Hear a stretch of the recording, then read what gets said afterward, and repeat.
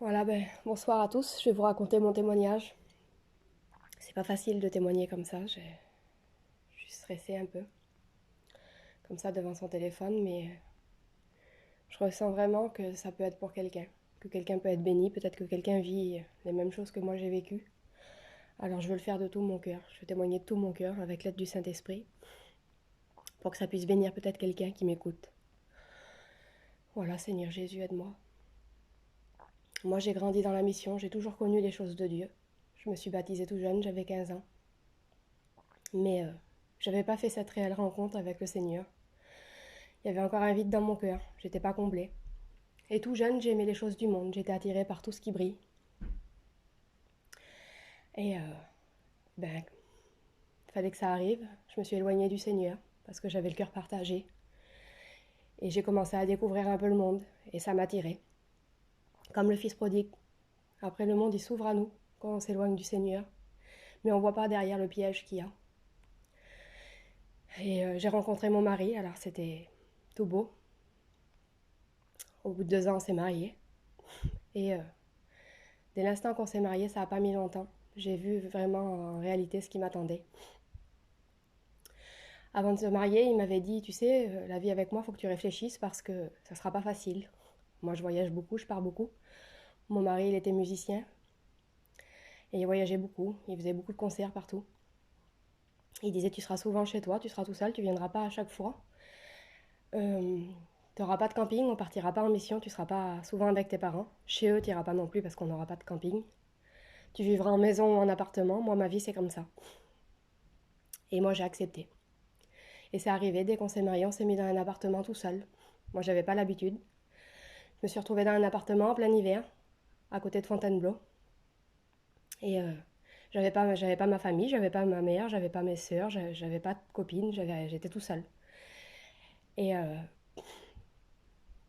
des fois, je restais plusieurs jours tout seul. Je le disais même pas à mes parents parce que je voulais pas leur faire de la peine. Et je restais plusieurs jours tout seul. Et j'étais angoissée, j'étais pas bien. Et, euh, et des fois, David, il partait, on voyageait aussi. J'ai pas resté toujours tout seul. Aussi souvent, on a fait des voyages, on a fait des beaux voyages. Je partais avec lui, mais même dans les plus beaux voyages qu'on a fait, ça a jamais été. Ça a toujours été la dispute. On était vraiment pas bien. Vraiment. Pratiquement tous les souvenirs de voyages que j'ai fait, même les plus beaux voyages, on était toujours en dispute. Et je faisais des crises d'angoisse, j'étais vraiment pas bien. Un jour, un jour, on est parti au Canada et j'ai fait une expérience, même loin de Dieu, même que j'avais lâché la main de Dieu, le Seigneur, il était toujours là, il était toujours, il veillait toujours sur moi, le Seigneur. Et au Canada, là, David, il faisait une tournée, il faisait un concert là-bas. Et c'était dans la province du Canada, dans un pays retiré, c'est un tout petit village. Et c'était un petit village. Et on s'est disputé, et puis je me suis sauvée, je suis partie. Et je me suis perdue. Et en me perdant, je marchais, et j'étais vraiment pas bien, j'étais vraiment angoissée, je pleurais. J'ai levé les yeux au ciel et j'ai vu écrit Église évangélique, une grande église blanche. Et j'ai été poussée à rentrer dans cette église-là. Le Saint-Esprit, je pense que c'est le Saint-Esprit, le Seigneur qui m'avait dirigée.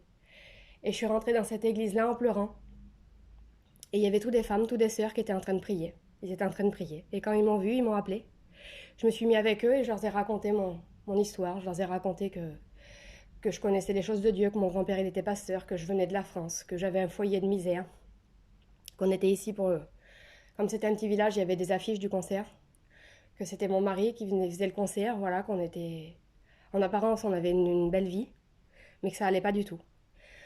Et ils m'ont vraiment consolée, ils sont occupés de moi, j'ai resté pas mal de temps avec eux. Ils m'ont dit on priera toujours pour toi, on priera toujours pour ton foyer.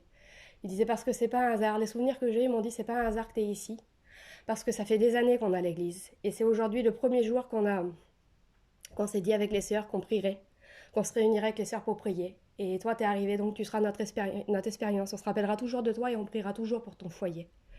Et je suis restée avec eux et quand je suis ressortie de cette église-là, je suis bénie. J'ai marché et j'étais en paix. J'étais en paix, je me suis assise et j'ai attendu et je réfléchissais sur ma vie. Et David, il est passé, il avait loué un vélo et il me cherchait partout. Il faisait nuit, la nuit était tombée. Et il m'a dit, mais qu'est-ce que tu fais? T'étais où? Je t'ai cherché partout. Ben, j'ai dit, j'étais dans une église en train de prier avec des sœurs.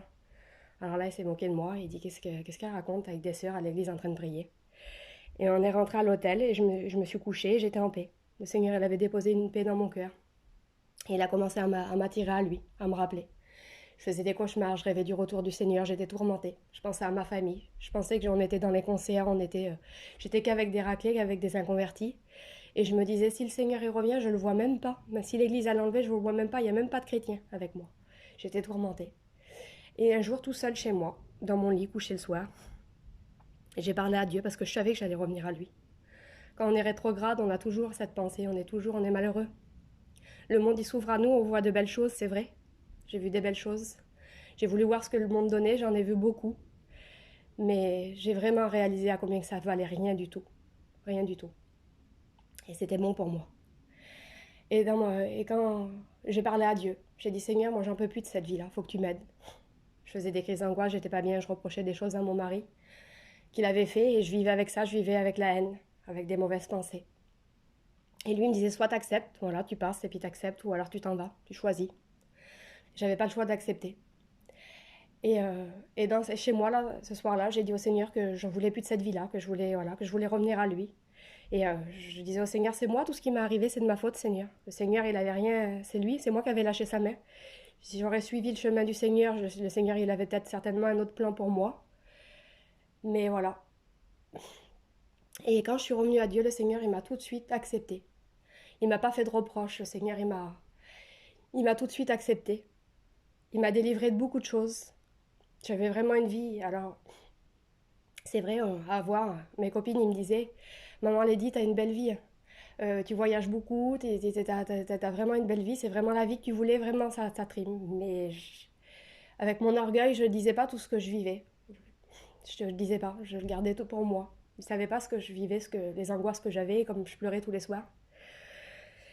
Et comme je suis revenue à Dieu, le Seigneur, il m'a délivrée d'un coup. Il m'a délivrée de tout.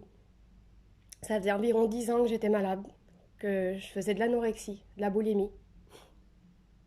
Je pouvais pas manger normalement. J'étais malade. J'étais toujours en train de regarder mon poids. J'étais mal dans ma peau. Et quand je me suis mariée et comme ça allait pas dans mon foyer, c'était encore pire parce que je me disais si je pensais dans ma tête si je maigrirais un peu, si je serais encore plus mince, c'est une maladie diabolique. Je me disais ben, peut-être que ça serait mieux, ça irait mieux dans mon foyer. J'essayais de faire tout pour plaire à mon mari, mais ça venait de l'ennemi tout ça. C'était l'ennemi qui m'avait lié avec une maladie, je pouvais pas me. En étant jeune fille, mes parents ils ont tout essayé pour m'aider. J'étais un psychiatre, ils ont tout essayé, ils n'ont rien pu faire pour moi. Mon mari, il savait même pas tout ce que je vivais. Et quand je suis revenue au Seigneur, le Seigneur, il m'a délivrée totalement. C'est comme si ça avait jamais existé pour moi. Je mangeais normalement, ça faisait 10 ans que je mangeais pas sans culpabiliser, sans. Et là, je mangeais normalement. Il y avait plein de choses que le Seigneur il m'a enlevé. Je fumais. Je fumais plein, le Seigneur il m'a délivré directement. Il y a plein de choses. C'est pas une gloire pour moi de vous parler de ces choses-là, c'est pas. Mais voilà, je veux vous dire ce que le Seigneur il est capable de faire dans une vie. Tout ce qu'il a pu enlever, le Seigneur il a regardé à moi, que je valais rien, que j'étais une misérable. Il m'a délivré de tout ça, le Seigneur, d'un coup. La seule gloire que je peux en tirer, c'est la gloire de ce que le Seigneur il a fait dans ma vie, parce que je valais rien. Et le Seigneur il a tout fait. Il m'a délivré de tout ça. Le soir, au lieu d'être angoissée et puis de pleurer et de reprocher des choses à mon mari, le Seigneur m'avait délivré de la haine. Au bout de quelques jours, au bout d'une semaine ou 10 jours, je me suis couchée le soir et mon mari, David, il m'a dit comment ça se fait que tu me reproches plus toutes les choses que je t'ai fait? Comment ça se fait que tu pleures plus? Et moi, je m'en souviens que j'y ai dit tu sais, moi, j'ai déçu Dieu, j'ai fait plein de choses, le Seigneur il m'a pardonné beaucoup de choses. Alors moi, je te pardonne. Je te pardonne tout ce que tu m'as fait, c'est comme si ça n'avait jamais existé pour moi. Et c'était vrai, le Seigneur, il avait mis pardon. Il n'avait pas seulement mis le pardon, mais il avait effacé tous les mauvaises choses, tout ce que j'avais du mal à accepter, tous les mauvais souvenirs, tout ce que je pensais de mal sur mon mari. Le Seigneur, il avait tout effacé, la haine.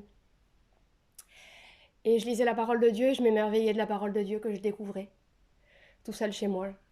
Et, euh, et le Seigneur, il m'a béni au-delà de mes espérances, parce que c'était vraiment vivant, c'était vraiment quelque chose de puissant que je vivais. Et pas longtemps après, un mois après, David, il s'est donné au Seigneur. Le Seigneur, il m'a béni, m'a fait la grâce. Et pas longtemps après, on a été appelés à servir le Seigneur. Et là, on vient de sortir des écoles bibliques. On a passé un mois aux écoles bibliques, on vient de sortir. Moi qui valais rien, mon foyer qui était dans le monde, misérable, détruit. Le Seigneur en a fait un foyer qu'il sert. Alors je veux vraiment rendre gloire à Dieu et je peux vous dire que dans n'importe quelle situation, au plus bas, le Seigneur, il peut tout. Il peut tout pour vous. Alors voilà, je vous donne un conseil, si ça a parlé à quelqu'un, je le ressens dans mon cœur, de pas tarder. Vraiment, même que de pas tarder, puis vraiment de remettre sa vie en règle et de donner sa vie au Seigneur, parce que c'est vraiment du temps de gagner. Voilà, je rends gloire à Dieu pour ce qu'il a fait dans ma vie. Et que Dieu vous bénisse.